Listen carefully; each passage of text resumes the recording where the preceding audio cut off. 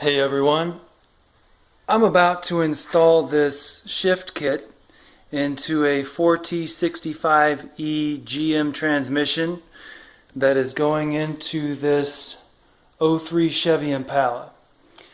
I've had this car for about 8 years and I'm trying to squeeze about 4 more years out of it. And while I'm in there, I'm also going to install this Sunex tube retainer. I'll show you what that's all about later. The symptom that I've got in this car is when I get into stop and go traffic, it'll start making hard shifts. And as you can see on this kit, it says that this reduces that or corrects it.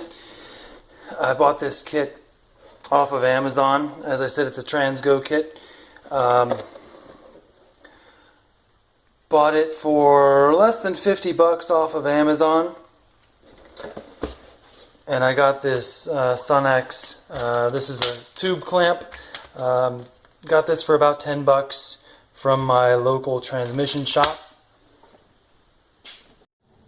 This car has almost 144,000 miles. So what we'll be doing is removing the transmission pan so that we can access this accumulator.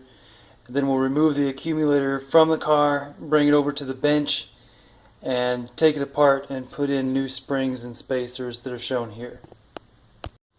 So the first thing I'm going to do is suck as much transmission fluid as I can through the dipstick using this pump. You also need to pull the negative terminal off your battery to reset the transmission computer so it can recalibrate with the new hardware. So here's the accumulators.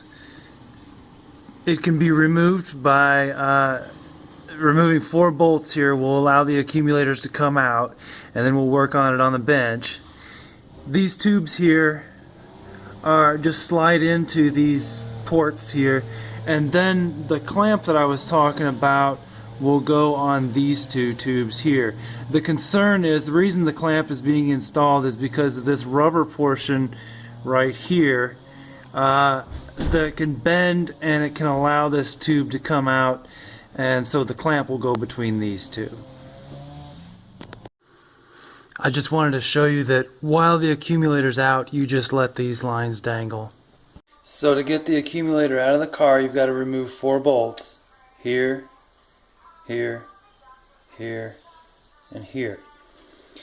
Then you gently as you can pull the tubes out. The middle one and the bigger one here were a little difficult to pull out. It takes a little bit of wiggling. This one came out pretty easily, and that's the one that we're going to clamp to the middle one. So I'm glad that I got that clamp. So here's what it looks like when you pull the pistons out of the accumulators. This is the number 2, the 1 to 2 accumulator. This is the 2 to 3 accumulator. You can see these springs are much more lightweight than what we're going to be replacing them with. I've laid these springs and spacers out just like it's shown in this picture here. Note that there's spacers that go on this side of the accumulator, and there's one smaller, shorter spacer that goes on this side of the number 3 or 3rd accumulator as shown here. So here's your the small spacer going into the 3rd. Your long spacers go on both of them. We've then got a plain spring, which is the big heavy one here that is unpainted. Then we've got a red spring that goes on number 3, a white spring goes on number 2, and another white spring goes on the 3rd. And I've got them laid out just like that. Another thing I want to note is in these bores, I read about people who are taking the scouring pads to them and roughing them up, and they say that they're polish them. This is already a highly polished surface. Don't mess with that. Those scouring pads have aluminum oxide particles in them. That's the abrasive that's in them. It scratches this surface. Don't mess with it. I'm a hydraulics engineer working in the aerospace industry. I've been in the design and manufacturing of this type of hardware for over 10 years, so I'm telling you, don't do it. You're going to introduce aluminum oxide particles into there, which is going to get into your transmission and cause more wear and debris into your system. So I'm advising you not to do that. So now I have put the new springs in those bores and installed the spacers onto those shafts. I wiped off the pistons and then coated them with fresh fluid. You want to be sure that you have got the O-ring lubricated before you install it into that bore. These are the old springs, and they are, much lighter than what we replaced them with. Also note that there's going to be 2 leftover springs in this kit. These go into the number 4 accumulator, which cannot be accessed through the pan, and so I'm not messing with that.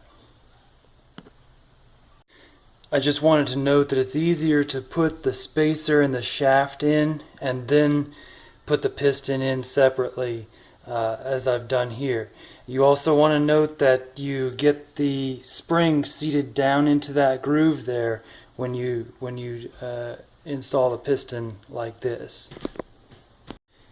Now you want to install this, what they call a medium spacer, in there like that, into accumulator number 3, and that's this right here.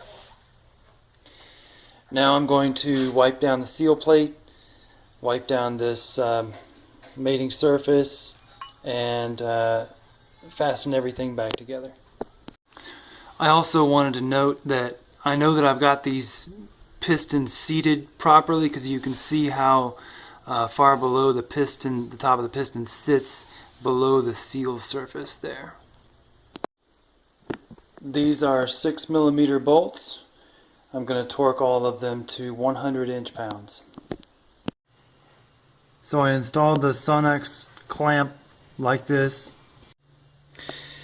and it turned out to be a disappointment because the screw is a hex head screw, and I thought I owned every metric and imperial hex wrench known to man, but my stuff would not fit it, and I don't understand why, because I thought I had everything.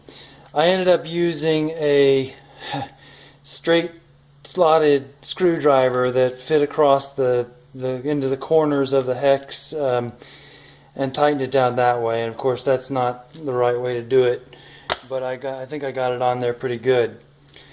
They also say to use, in the instructions here, to use blue Loctite. I don't know how well blue Loctite is going to hold up in a hot oil bath. My guess is it won't, but I did it anyway. It took about 7.5 quarts to refill it. So it's been about a week since I installed it, and I've put about almost 400 miles on it and haven't had any hard shifts. I've run it through the paces, and I'm declaring victory on this. I'm very pleased. So I hope this was helpful for somebody. Take care.